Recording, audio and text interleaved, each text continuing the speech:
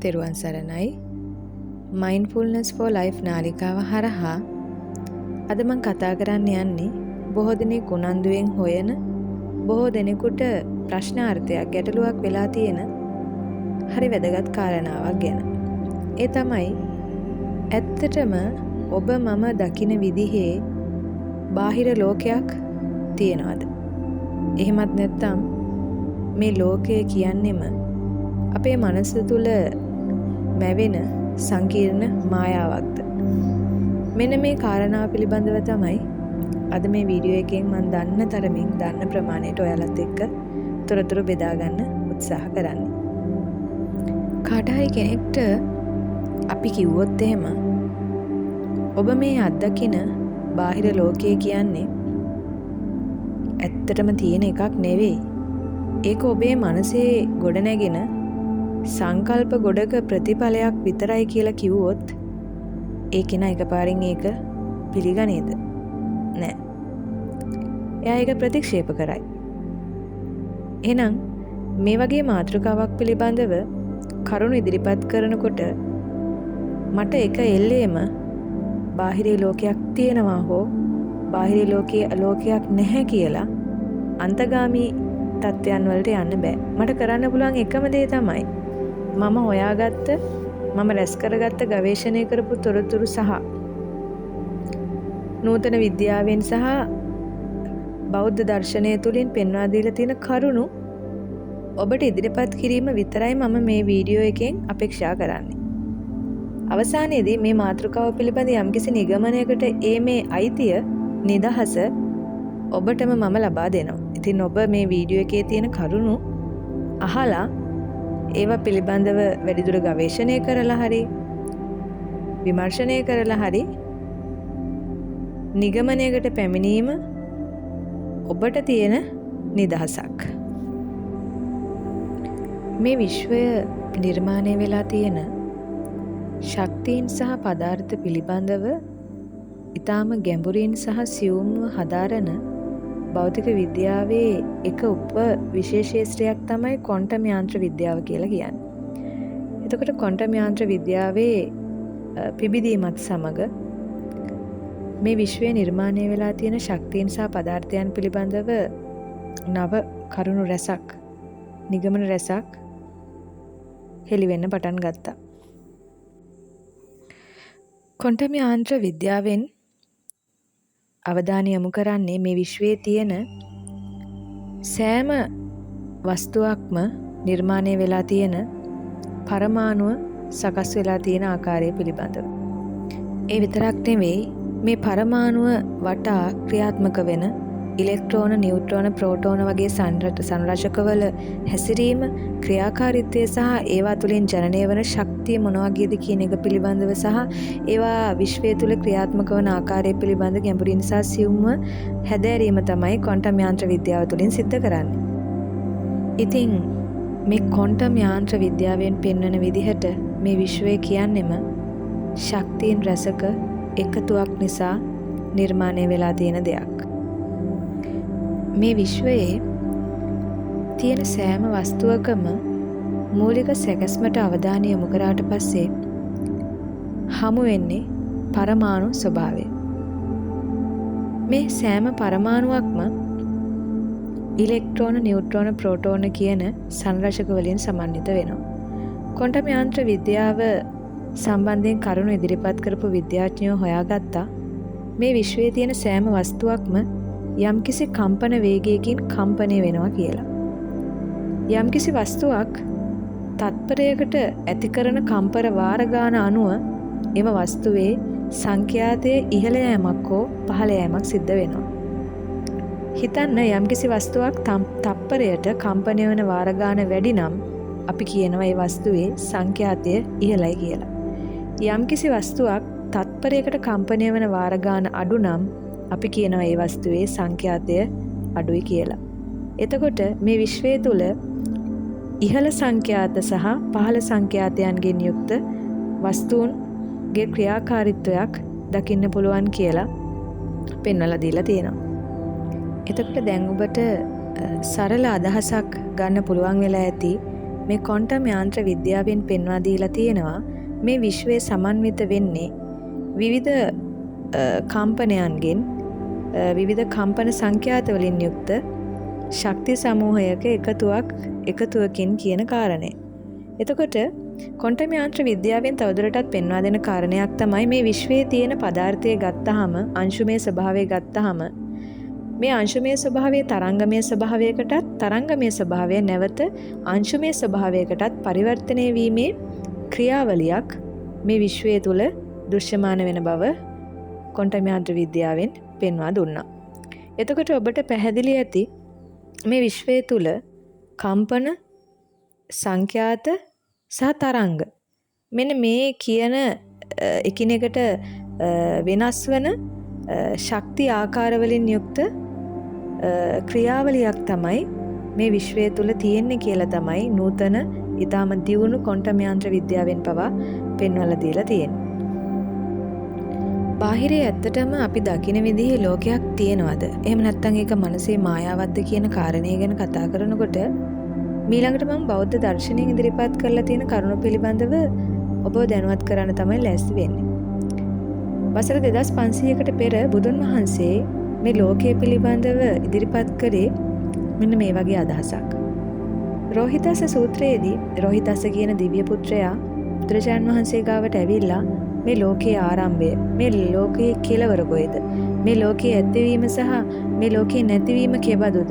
මෙන්න මේ ආකාරයෙන් ලෝකයේ පිළිබඳව ඇතිවෙච්ච මහා ගැටලුකාරී තත්ත්වයක් පිළිබඳව බුදුරජාණන් වහන්සේගෙන් විමසනවා. ඒ වෙලාවේ බුදුරජාණන් වහන්සේ ඉදිරිපත් කරේ මෙන්න මේ වගේ අදහසක්. උන්වහන්සේ පෙන්වලා දුන්නේ ලෝකයේ ආරම්භයක් හෝ අවසානයක් හෝ ලෝකයේ ඇතිවීමක් හෝ නැතිවීමක් පිළිබඳ බාහිරින් හොයන්න යන්න එපා. මේ බාහිරේ ඔබ දකින දේවල් පසුපස ගිහින් ඒ දේවල් පිළිබඳ හොයන්න යන්න එපා. ඔබට ලෝකයේ ඇතිවීම සහ නැතිවීම වගේම ලෝකයේ ආරම්භය සහ කෙලවර කියන මේ හැම කාරණයක්ම ප්‍රත්‍යක්ෂ කරගන්න පුළුවන් වෙන්නේ මේ බඹයක් පමණවන කය තුලින්මයි කියලා බුදුන් වහන්සේ පෙන්වා දීලා තියෙනවා. ඒතර එතනදී අපිට ඉස්මතු වෙන කාරණාව තමයි ලෝකය කියන්නේ මොකද්ද? ලෝකේ හට ගැනීම කියන්නේ මොකද්ද? ලෝකේ නිරුද්ධ වීම කියන්නේ මොකද්ද කියන කාරණාව හොයන්න අපි හැම වෙලෙම හැරෙන්නේ බාහිරයේ දිහාවට. නමුත් බාහිරයේ දෙසට නෙමේ ඔබ දෙසටම හැරිලා ඔබේ අභ්‍යන්තර ගවේෂණයක නිරත වුණාට පස්සේ තමයි ඔබට සත්‍ය වශයෙන්ම සැබෑවටම මේ විශ්වයේ පිළිබඳව අවබෝධ කරගන්න, මේ ලෝකයේ පිළිබඳව අවබෝධ කරගන්න පුළුවන් වෙන්නේ කියන කාරණේ තමයි උන්වහන්සේ පෙන්වලා දීලා තියෙන්නේ. ඊළඟට මම නූතන ස්නායු විද්‍යාව පිළිබඳව අවධානය යොමු කරොත් එහෙම අපි දන්නවා අපිට මේ පෙනීම දැන් අපිට බාහිර ලෝකයේ තියෙන ගස්වැල්, මිනිස්සු, පර්වත, ගෙවල් දොරවල්, මහා මාර්ග මේ විදිහට අපිට ඔබ ගොඩනගාගත්ත සුවිශාල පරාසයක් වෙතට විහිදී ගියපු ලෝකයක් අපිට තියෙනවනේ. අපිට වෙනම අපි විසින් නිර්මාණය කරගත්ත ලෝකයක් තියෙනවා.